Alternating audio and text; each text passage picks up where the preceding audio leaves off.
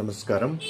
ఈ video December 16 బుధవక్రం సమాప్తం వృశ్చిక రాశి వారికి ఫలితాలు.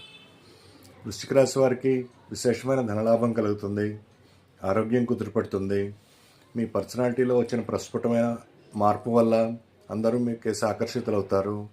జ్యేష్ఠ సోదరి సోదరులతో సత్సంబంధాలు ఏర్పడతాయి. ఫ్రెండ్స్ వల్ల విశేషంగా కలిసి వస్తుంది. తండ్రి తరపు బంధువుల వల్ల లాభపడతారు.